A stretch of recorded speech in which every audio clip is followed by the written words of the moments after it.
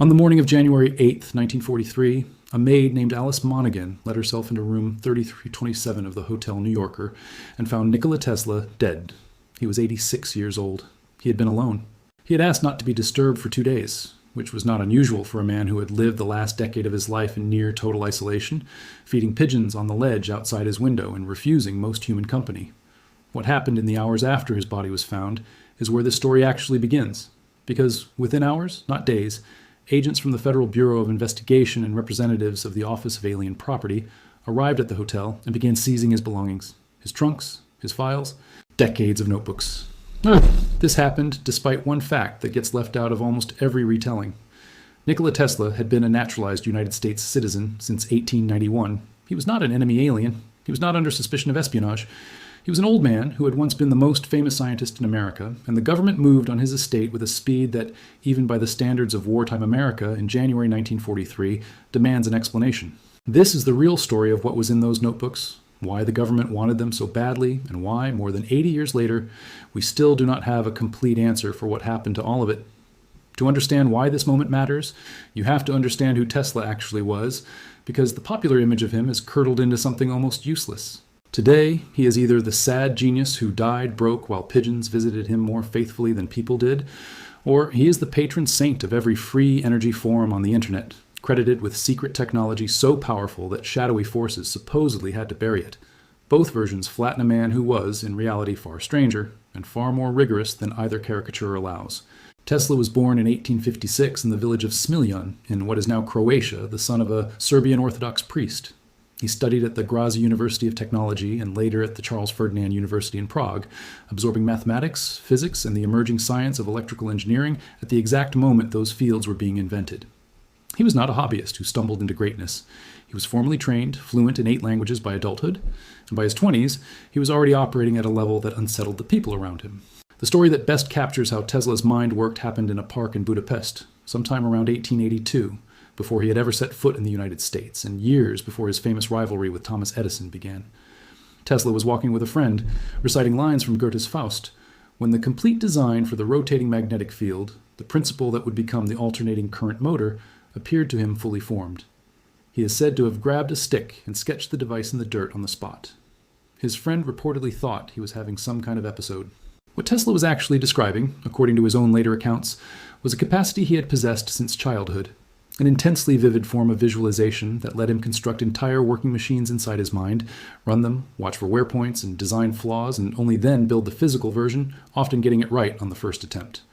Modern accounts of exceptional visual memory, sometimes loosely grouped under the term eidetic imagery, are the closest analog science has to what Tesla described, though there is no reliable way now to test or verify the precise nature of what he experienced. What we do know, because the historical record backs it up, is that this way of working produced real results. The AC induction motor, the Tesla coil, foundational patents in radio transmission that would later be upheld by the United States Supreme Court, which in 1943, just months after his death, ruled that Tesla, not Guglielmo Marconi, held priority on key radio patents. There is a reason this particular gift mattered so much to Tesla's career, and it has to do with a rivalry most people already know the shape of, but rarely understand the substance of. When Tesla arrived in New York in 1884 with 4 cents in his pocket and a letter of recommendation, he went to work for Thomas Edison, whose direct current systems were beginning to electrify Manhattan block by block. The two men could not have approached invention more differently. Edison famously tested thousands of physical filament materials by brute repetition, a method he once described as finding out what does not work until only what does work remains. Tesla, by contrast, had already run his machines to completion inside his head before touching a single physical component. The two approaches were bound to collide, and they did, in what history remembers as the War of the Currents, an ugly public fight over whether the country's electrical future would run on Edison's direct current or the alternating current system Tesla had licensed to George Westinghouse. Edison's side ran a smear campaign that included publicly electrocuting animals to paint AC as lethally dangerous, a campaign that reached its grim peak with Edison's camp quietly influencing the choice of alternating current for the first electric chair execution in 1890, hoping to brand the word Westinghouse with death itself. Tesla and Westinghouse won the war anyway.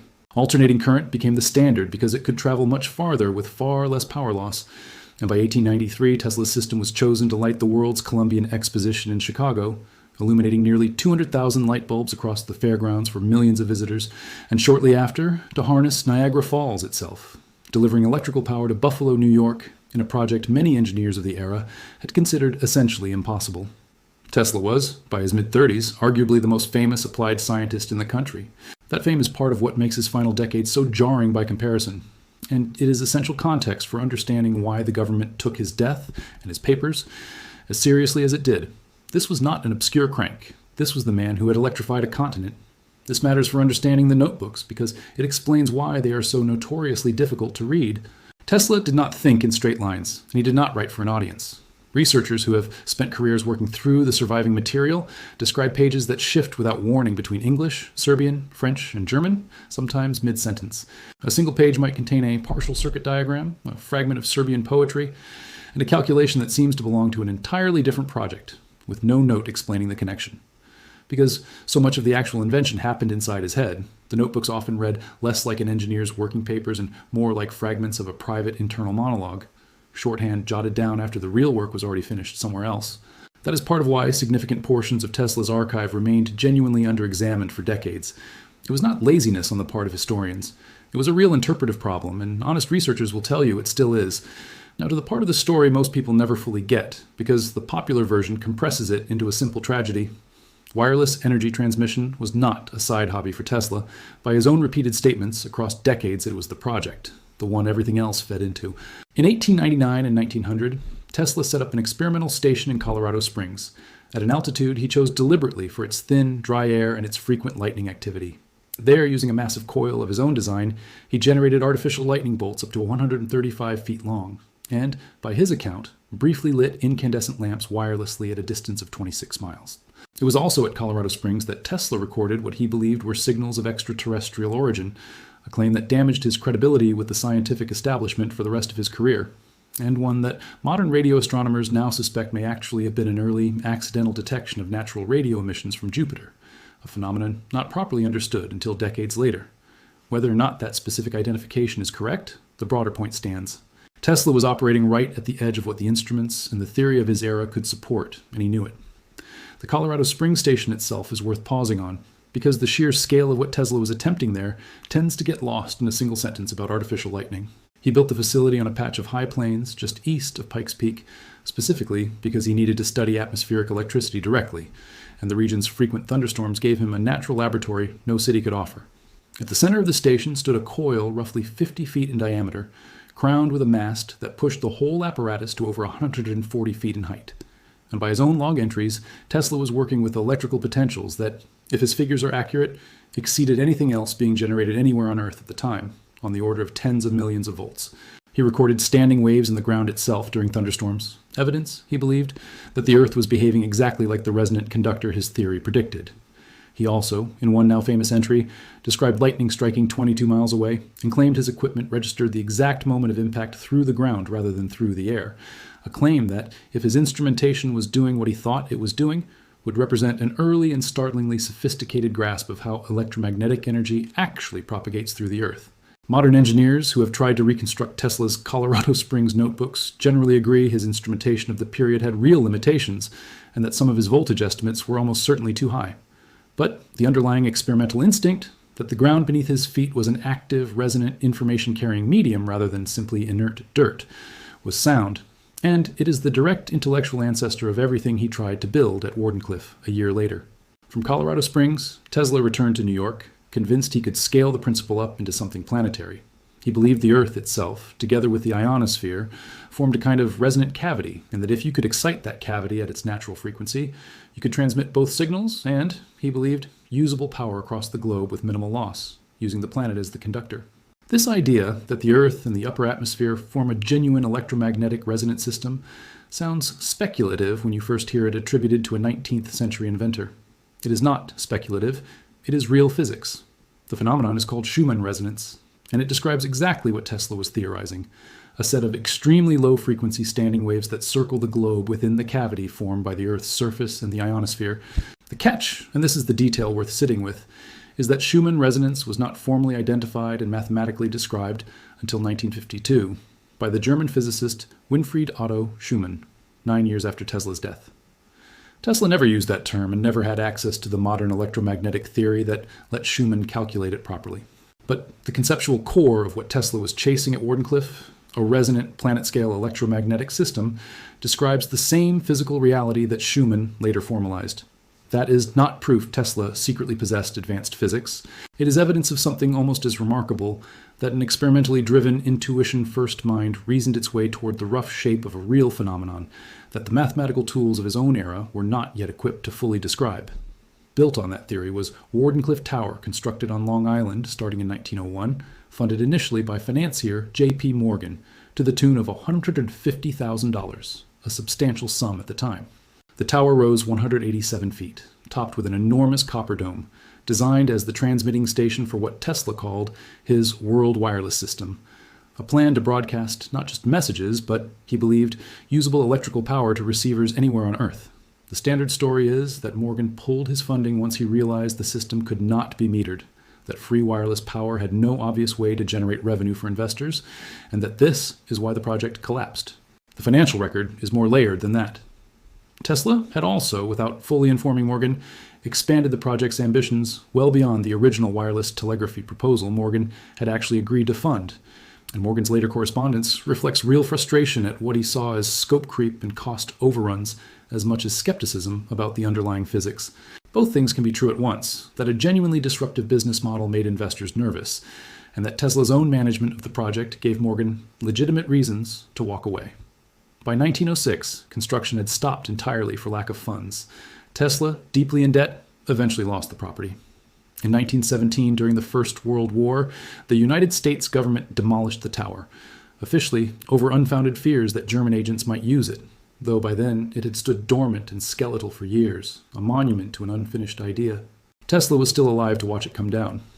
He called it, in his own words, my greatest achievement, uncompleted.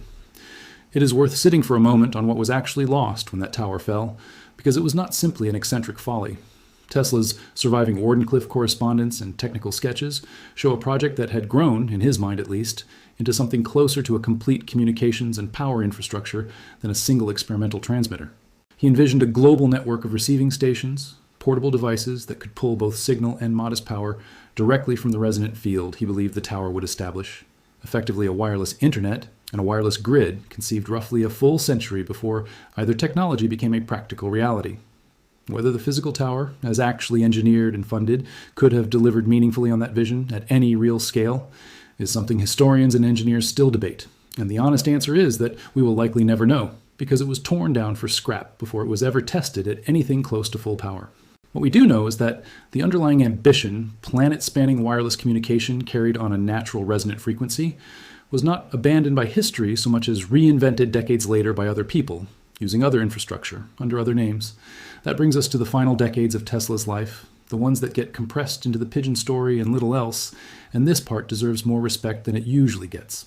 Tesla lived largely alone in a series of New York hotels, increasingly estranged from the commercial engineering world, sustaining himself on a small pension quietly arranged by former colleagues and, according to Yugoslav government records, a modest annuity from his home country in recognition of his achievements. He continued working. In the 1930s, well into his 70s, he made public claims about a directed energy weapon he called Teleforce, which newspapers of the era sensationalized as a death ray capable of destroying enemy aircraft at 250 miles. Tesla shopped the concept to several governments, including the United States, Great Britain, the Soviet Union, and Yugoslavia, seeking funding to build a working prototype. None followed through, and no functioning device was ever demonstrated. Most historians, who have examined his surviving technical notes on the subject, conclude that Teleforce concept, while grounded in real principles of particle beam and charged projectile physics that would later be explored in 20th century weapons research, was never developed by Tesla past the theoretical and small-scale experimental stage. This is an important distinction, because it is precisely the confusion between Teleforce and Tesla's earlier wireless power research that has fueled a century of exaggerated claims about what the government actually found in his papers. Which brings us back to that hotel room in January 1943 and the hours that followed. Tesla's nephew, Sava Kosanovic, a Yugoslav diplomat, arrived at the hotel to handle his uncle's affairs and, according to his own later account, found that Tesla's safe had already been opened and certain papers were missing before he even got there, a claim that has never been fully resolved. FBI agents and officials from the Office of Alien Property, a wartime agency with the power to seize property connected to foreign nationals, took control of Tesla's belongings within hours, citing his relationship to the Yugoslav government and, more explicitly, national security concerns tied to his death ray claims. This is documented. It is not a fringe theory.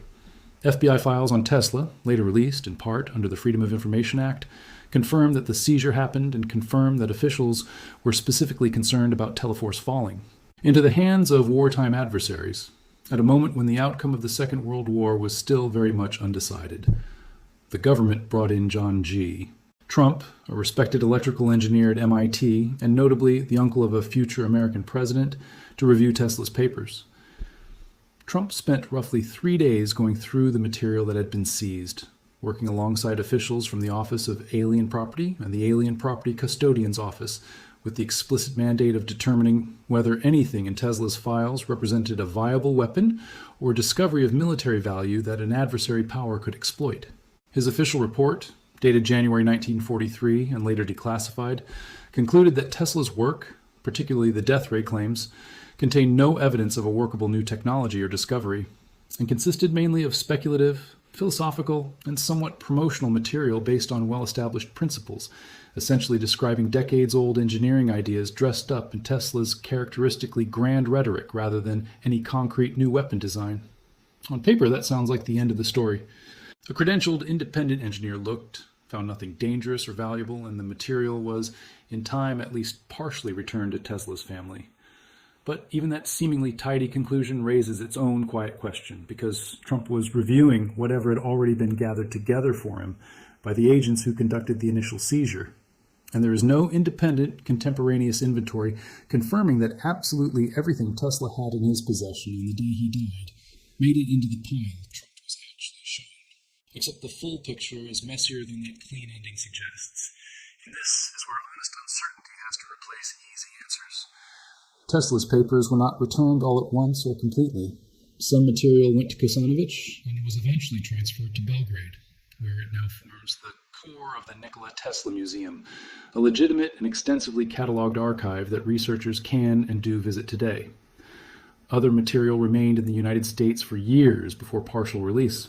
Historians who have compared surviving inventories from the time of the 1943 seizure against what eventually surfaced in Belgrade and elsewhere have identified genuine discrepancies, folders, and specific notebook sections referenced in early records that cannot be accounted for in the collections available today.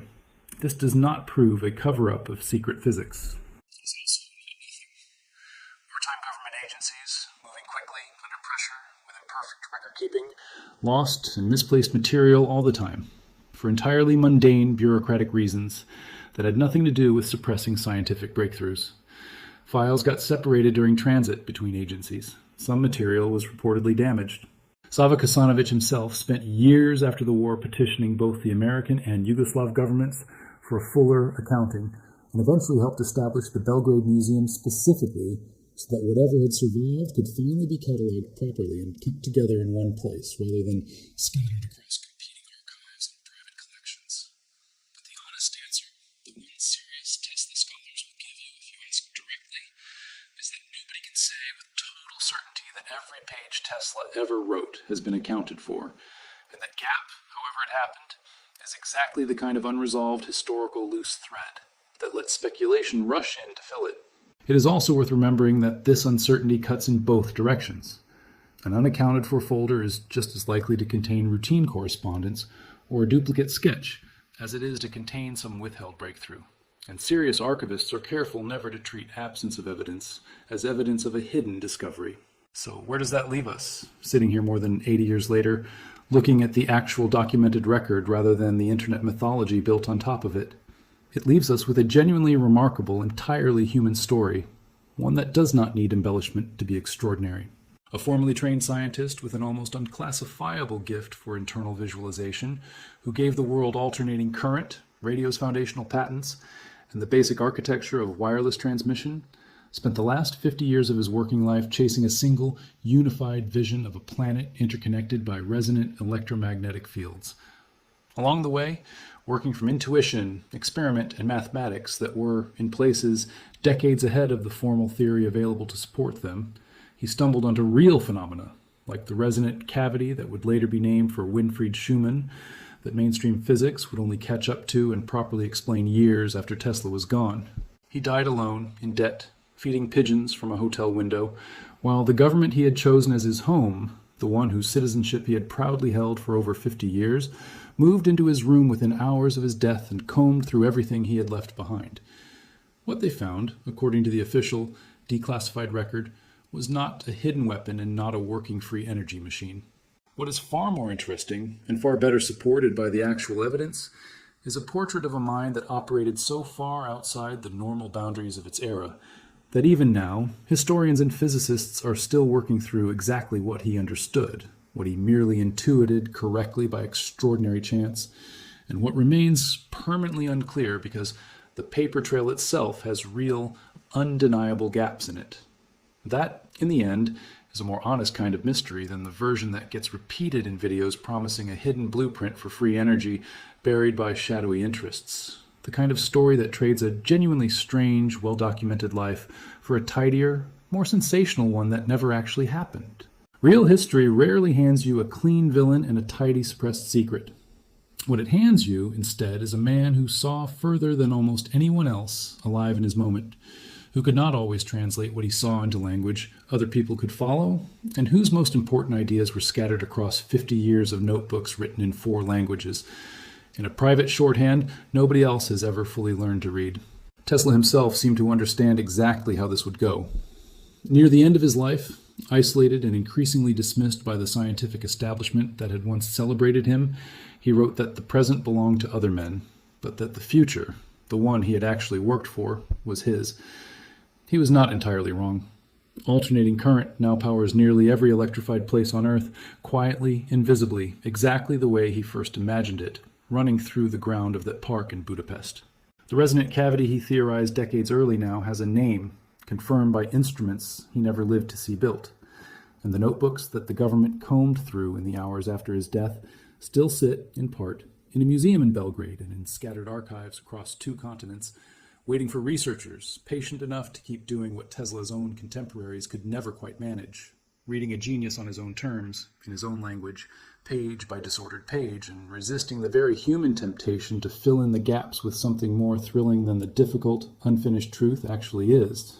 The tower on Long Island is gone, the lab in Colorado Springs is gone, but the notebooks remain, difficult and disordered and still not fully understood, which may be the closest thing to an ending Tesla story ever gets.